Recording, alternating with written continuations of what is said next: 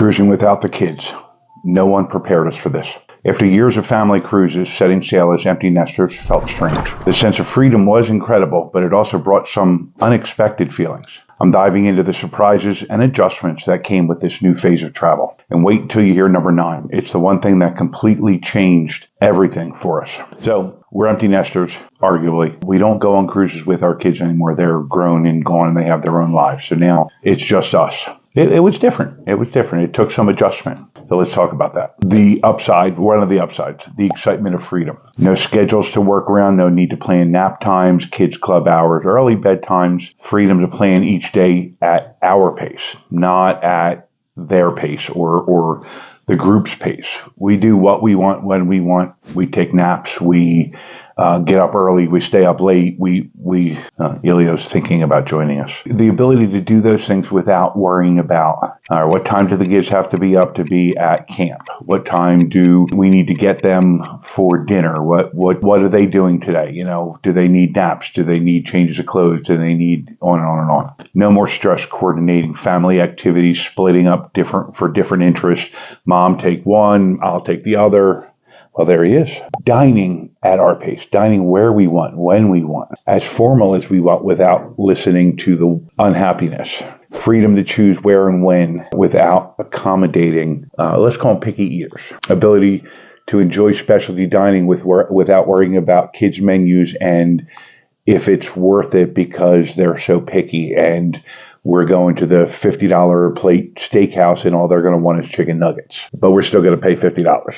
Being able to linger over a long meal with a glass of wine or an after-dinner coffee and a dessert without being rushed. The opportunity to try new cuisines and pairings that wouldn't have suited family dining. More relaxed mornings. No need to wake up early to make it to the kids' club or the character breakfast. Those slow, peaceful mornings, just my wife and I, a couple of cups of coffee, sitting out on the balcony. Spontaneous decisions. Maybe we're going to skip breakfast and go straight to the spa. Feeling refreshed instead of exhausted by mid-morning. Exploring ports differently. Choosing more adventurous or more challenging excursions without worrying about their stamina, the kids' stamina. Longer and more immersive shore experiences. Freedom to explore on foot without strollers or bathroom breaks. More time to discover hidden spots and the local culture. That was a lot of the good stuff. Now comes I don't want to call it bad stuff. It's not bad stuff, just the other side. Missing that family dynamic. Feeling the absence.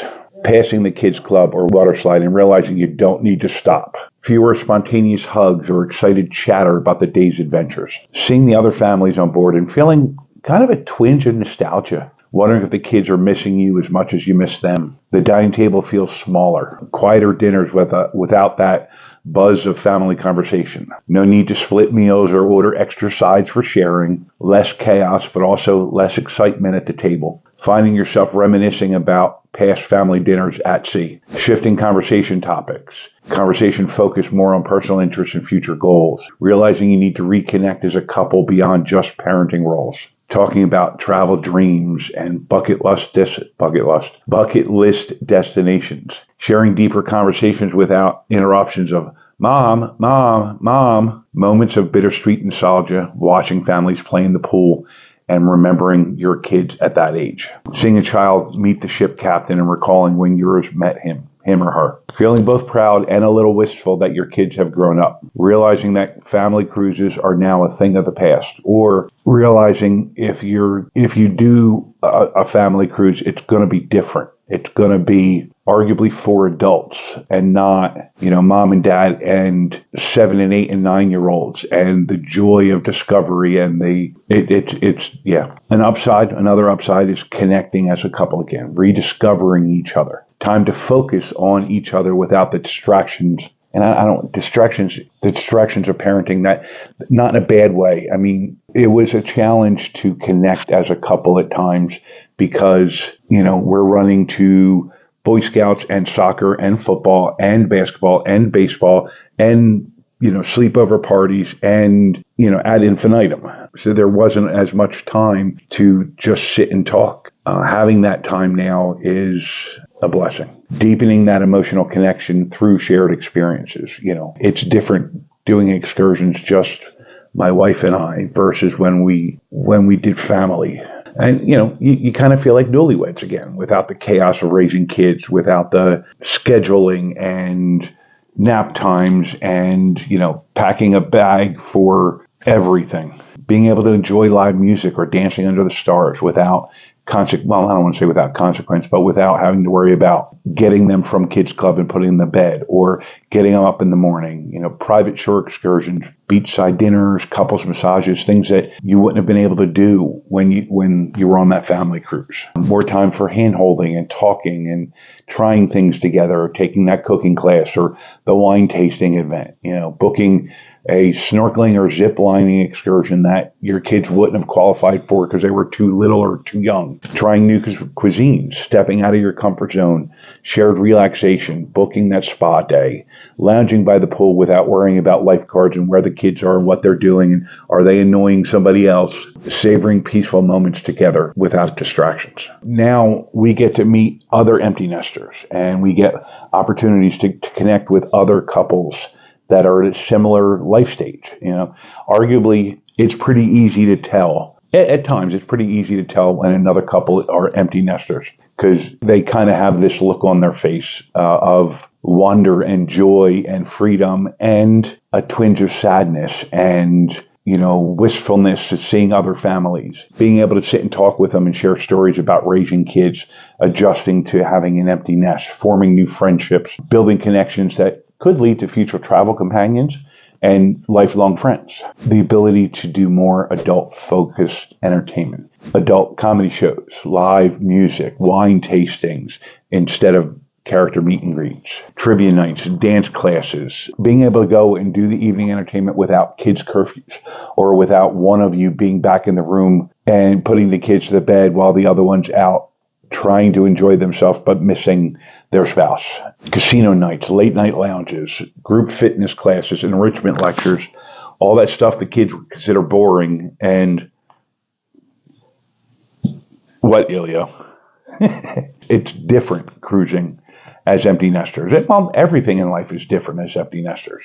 No more waiting in line for the water slide or the family arcade. No more spending $100 in the family arcade in 20 minutes. Quieter pool areas. Fewer crowded family zones. More availability for spa appointments and specialty dining. It's a different kind of planning when you're planning for empty nesters. But when you're planning as empty nesters, I should say. Less structured schedules, fewer commitments to the kids' schedules. Think about it. You can, when the kids were, I don't want to say still still your responsibility, but that kind of works. You scheduled things arguably nonstop because you wanted them to see and do and experience everything. Now you don't have to. You can sleep in till 8 or 9 o'clock if you want to. You can go and do a 3-hour brunch. You can take an afternoon nap. You can dress to the nines to go to the chef's table. There's more room for spontaneity. There's more freedom to skip things if you don't feel like going to it or sleep in. You don't have to plan around nap time or meal time. And we all know if you don't feed the kids within that window, it's hangry time. And no. You can focus on personal interests rather than family-friendly options. You can do the luxury upgrades to the private tours instead of the 50-person, bus tour because it's the two of you and not 4, 6, or 8 of you.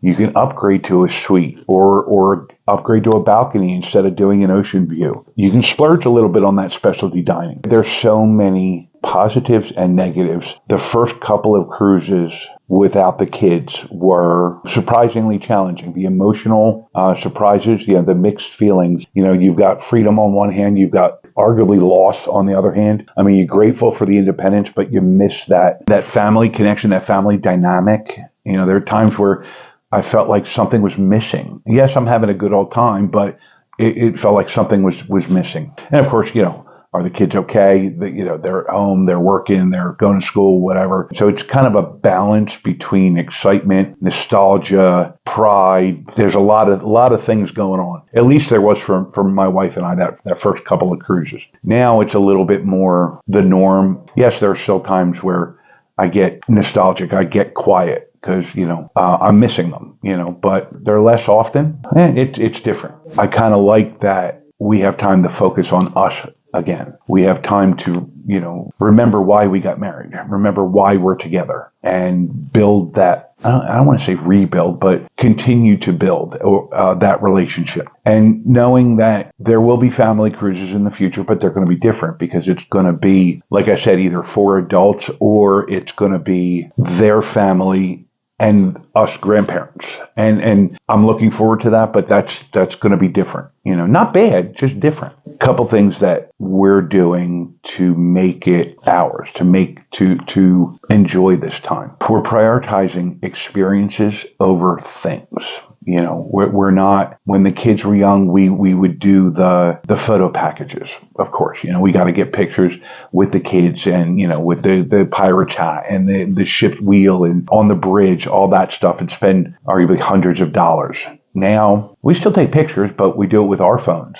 And we splurge a little bit on chef's table dinners and the specialty dining at times. And we love cultural tours. We love learning about the islands and, the land that we're in and the history and the people and what they do. And that would have bored our kids to death. Being intentional with our time and with our energy and our thoughts is that game changer for us. We can now go on a cruise focusing on us and deepening our relationship with each other. And instead of trying to squeeze in every little experience or picture opportunity or fun event or character meet and greet, or doing the water slide for the 98th time today. It's a different way of cruising. I don't want to say it's better, but it is definitely different. But if you're going through that, first couple of cruises as empty nesters and you're feeling things you didn't know you were going to feel or you didn't think you were going to feel, it's okay.